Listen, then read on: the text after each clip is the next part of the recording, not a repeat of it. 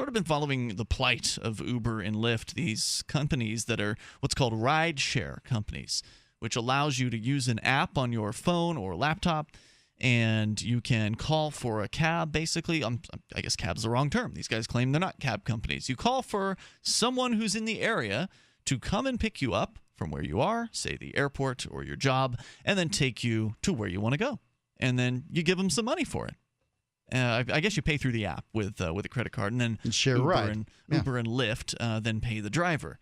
And this is an amazing technology that's really kind of changing the way getting somewhere goes, especially in cities. These are where they're available. Larger cities typically have Uber and Lyft. And Uber's in trouble, man. They've been under fire. Lyft has been under fire with various different governments around the country. Some places are more friendly than others, and a lot of places are downright hostile towards these companies and their drivers. Some drivers are being pulled over. There was a story recently we read where a passenger was yanked from the car by police. Drivers have been ticketed up to $6,000 in some jurisdictions for operating a cab without a permit or some other nonsense charge where there's no victim. But they would like you to believe, the old guard that are running the taxi businesses would like you to believe there are victims with Uber and Lyft, that they don't have the proper insurance and it could be dangerous in those cars. We need government to make sure that everything's safe with these vehicles, because taxis never get in accidents, and when they do, then you're totally protected and everything's on the up and up. Well, I think that the insurance conversation is an interesting one because I would agree that it's unlikely that many Uber drivers, I would claim that there are probably fewer than half of Uber drivers get the proper insurance to be essentially running a cab or something, something like that, to be giving rides professionally for money.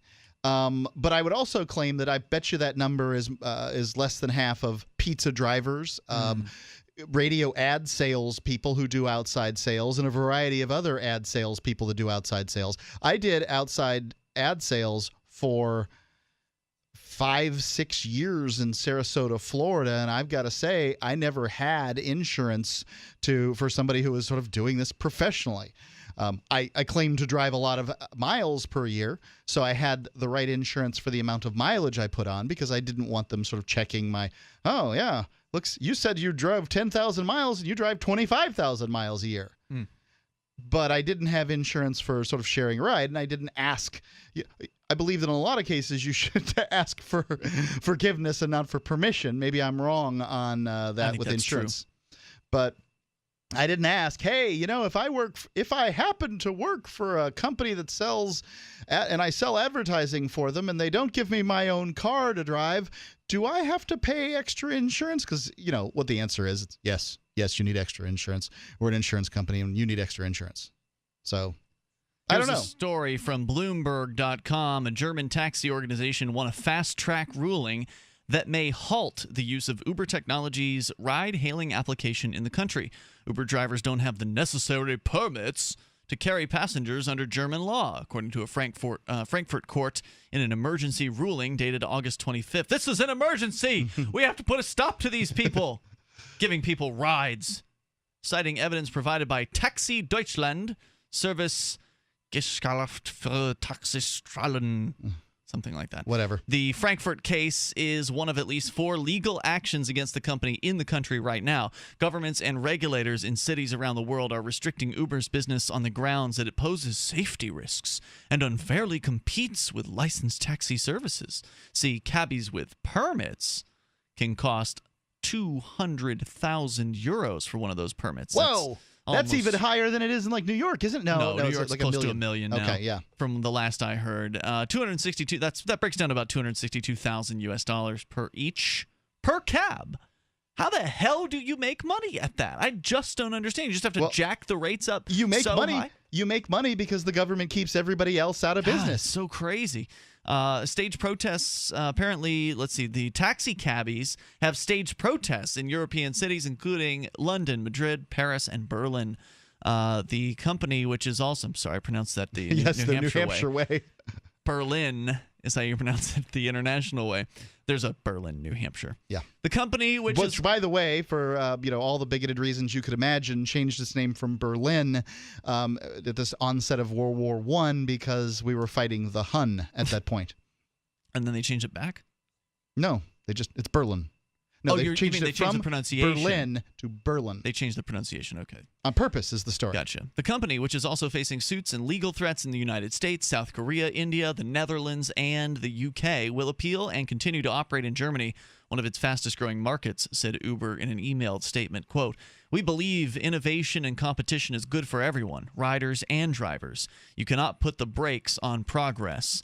Well, I love their attitude. I'm glad they're continuing on, and they've told their drivers they're going to stand behind them. If the drivers get cited, get some sort of ticket, that Uber will back them. They'll provide the attorneys to defend them. Investors, including Goldman Sachs and Google Ventures, are putting money into the burgeoning market for apps that let users order taxis and cars or share rides using their smartphones. Uber is based out of San Francisco, active in more than 40 countries, raised $1.2 billion in June, giving it a value of $17 billion. When the decision was issued under a fast-track procedure, the judges reviewed arguments submitted earlier by Uber to fend off such an order. Under the ruling, Taxi Deutschland, a Frankfurt-based association of German cab dispatchers, can ask the court to impose a payment of as much as 250,000 euros each time Uber violates the ban. Taxi Deutschland will monitor Uber and will ask the court to impose sanctions, according to its spokeswoman.